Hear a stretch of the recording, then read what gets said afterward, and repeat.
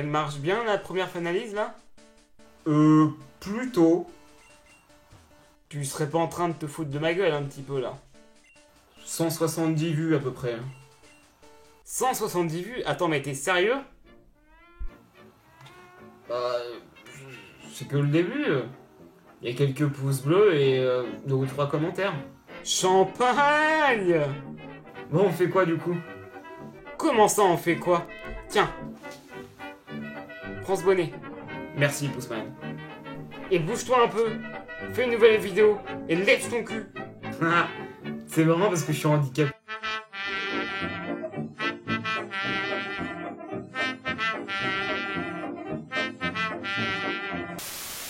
Trêve de plaisanterie, de babillonnage et de bavardise. Faisons place au sujet du jour. Insulte les gens pour créer du buzz. Mais tout d'abord, on va commencer par parler un peu de cosplay. Fous-toi à Walpé pour faire monter les vues. Le cosplay est né aux États-Unis au siècle dernier et what? Non, rien. Je disais donc, La pratique du cosplay, ou costumade, comme ils disent au Québec, est née aux États-Unis il y a presque 100 ans. À l'époque où il n'y avait pas tous les films qu'il y a maintenant, à l'époque où les séries ne régnaient pas encore maîtres, à l'époque où, vous vous en doutez bien, le concept même de jeux vidéo était impensable. et alors que les pulps et les comic books se disputaient la première place de première occupation des jeunes, un homme, Mr. Ackerman, Où Mr. Science Fiction eut une idée quelque peu saugrenue. Il est venu au calme, déguisé en personnage de fiction, à la Worldcon de 1939, une sorte de grande convention de fans, comme il en existe plein aujourd'hui. Mais calme-toi, ça fait même pas 100 ans du coup. Ce même Forrest Ackerman, qui avait fait son costume à la main, deviendra par ailleurs un scénariste, écrivain et producteur. Entre autres, d'œuvres de science-fiction. Et oui, penser que le cosplay est né grâce à Star Trek ou Star Wars, bah c'est en soi une erreur. Mais on ne peut nier les impacts de ces deux sagas sur la pratique. C'est avec la popularité des costumes de Dark Vador, de Spock ou même de C3PO que ce phénomène va s'étendre dans le monde entier, mais surtout au Japon, dès 1980. Il est intéressant de voir que, justement, le terme cosplay ou cosplay a été inventé au pays du soleil levant. Ah, les japonais.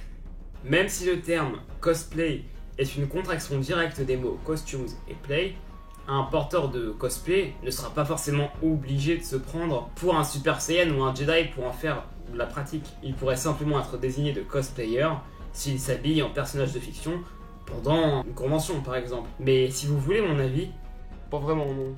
C'est toujours plus cool quand les cosplayers et cosplayeuses y croient et y mettent du leur, quand ils jouent. Pour le spectacle quoi. Tenez, par exemple, déguisement.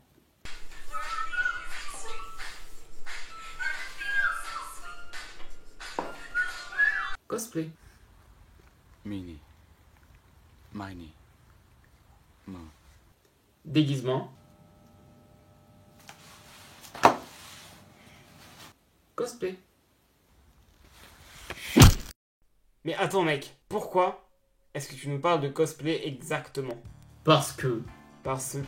Oh puis merde à la fin. J'ai décidé que les fananalyses ne seront plus uniquement des critiques de fanfilms. J'ai envie de faire quelque chose de consistant et ayant un réel rapport avec le monde des passionnés. Oui mais enfin, je vois pas le rapport avec un fanfilm de Star Wars, comme l'indique le nom de la vidéo.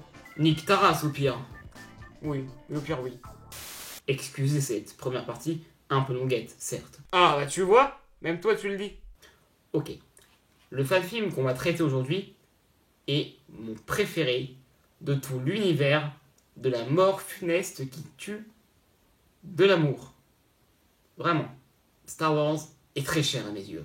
Je suis véritablement un passionné par cet univers. Je ne vais pas m'étendre à vous expliquer ce monde à part entière, mais sachez que cette saga englobe une communauté de fans énorme. L'univers Star Wars a d'ailleurs été enrichi par ce dernier à travers de nombreux romans. Comme la croisade noire du Jedi Fou par exemple, ou encore à travers de nombreux jeux vidéo, comme avec les excellents Knights of the Old Republic ou Le pouvoir de la Force. Ce qui est cool là-dedans, c'est que LucasArts ont validé nombreux de ces fanfictions comme étant canon, donc faisant partie de l'univers officiel. l'univers étendu. L'univers étendu qui a été supprimé par Disney, tu veux dire?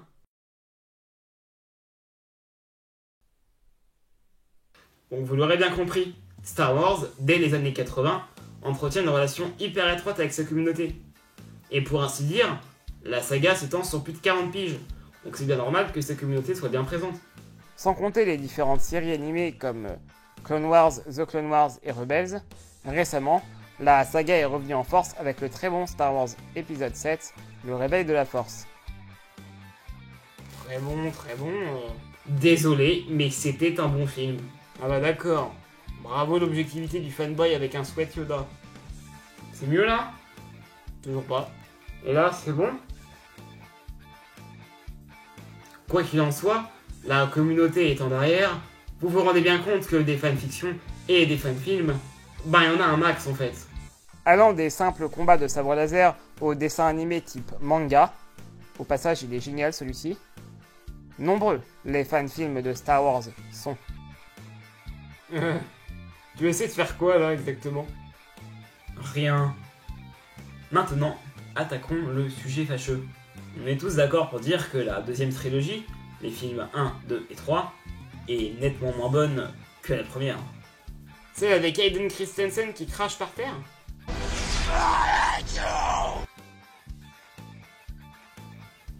Oui.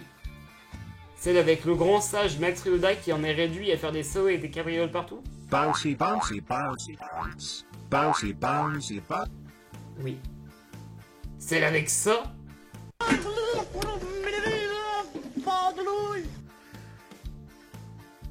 On est également tous d'accord pour dire que même si George Lucas a fait énormément d'erreurs pour ses films, c'est pas des mauvais films à proprement parler.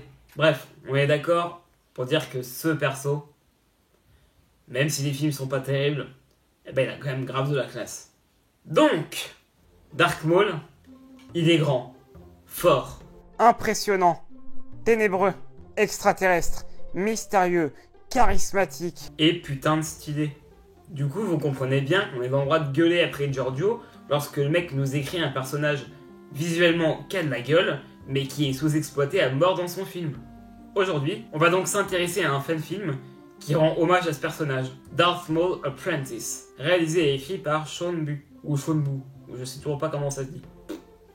J'en profite également pour vous dire que la plupart des vidéos que je cite, en tout cas les fan-films, eh ben, ils sont tous dans la description, donc allez-y et lâchez plein de pouces bleus dans leurs vidéos, parce que j'utilise un peu leurs vidéos, donc je me sentirais mal si vous alliez les bâcher. En plus de ça, il n'y a aucune raison pour que vous alliez les bâcher.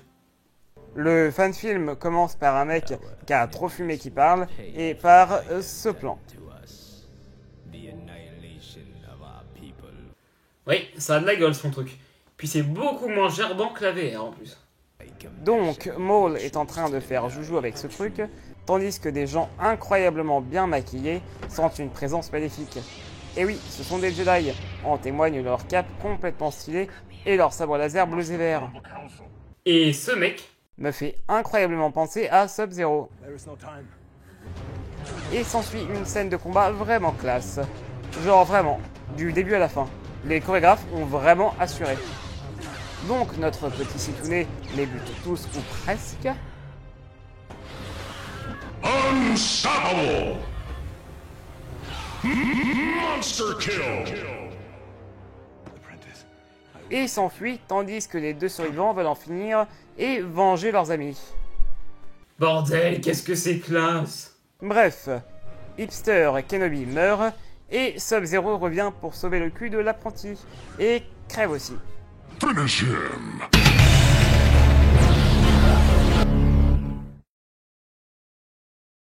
Fatality. L'apprenti, que nous allons appeler Brenda, S'enfuit et se casse la gueule façon Carrie Ingalls dans La petite maison dans la prairie, mais repart de plus belle tandis que le site la scrute de derrière. ok, pause.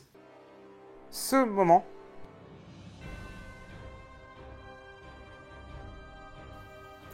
Est incroyable et me fait énormément penser à la fin de l'épisode 7, au moment où Rey prend l'arme pour combattre Kylo Ren.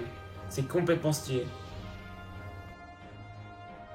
Allez, enchaîne, sale fanboy de merde.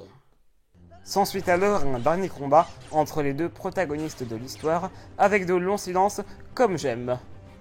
Maul gagne et, voyant arriver un espion de Palpatine, achève Brenda.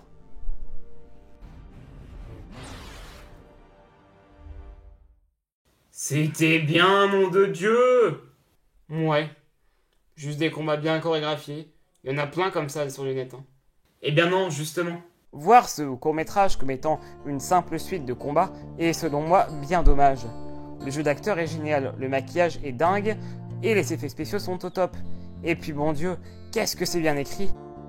À de nombreux moments, la caméra zoome sur le visage de Maul et l'acteur joue tellement bien qu'il n'a besoin de prononcer aucun mot pour qu'on comprenne que ce n'est pas un gars foncièrement mauvais. Dark Maul est effrayé par Sidious et ordonne bêtement ses ordres. Sur ces plans, on voit bien que le Zabrak ne veut pas faire de mal à Brenda. On peut presque voir de l'amour en plus de la compassion dans son visage. Mais il est obligé de la tuer, car il y a Palpatine qui regarde par-dessus son épaule, l'empereur.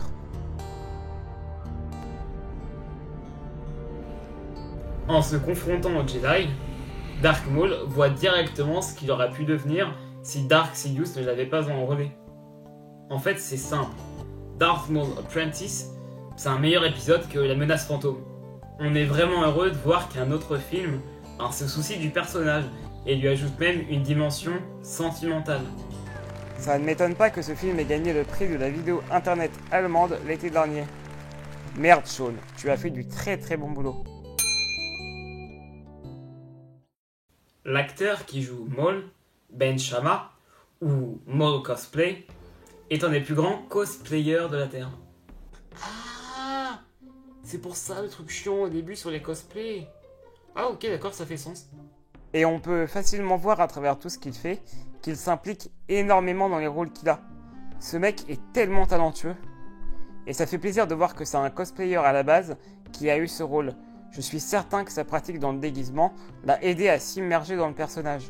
C'est un gars qui a utilisé sa passion dans le but de réaliser une activité dite professionnelle. Et c'est vachement cool. D'autant plus que le mec à la base est quand même cascadeur et acteur. D'ailleurs, sa page Facebook est dans la description.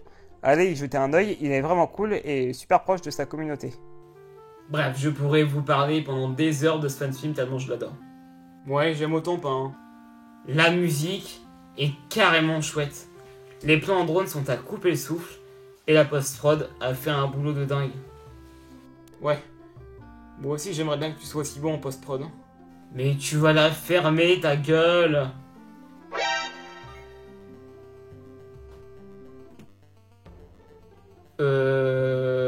Faut vraiment qu'on fasse attention à ne pas laisser ce placard ouvert la prochaine fois.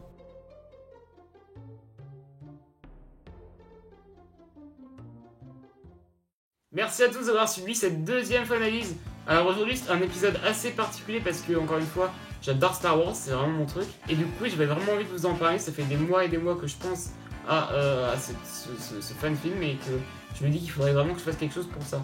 Par ailleurs, je suis désolé si ça met peut-être un petit peu de temps à sortir par rapport à la première analyse parce qu'en fait j'ai eu beaucoup d'examens.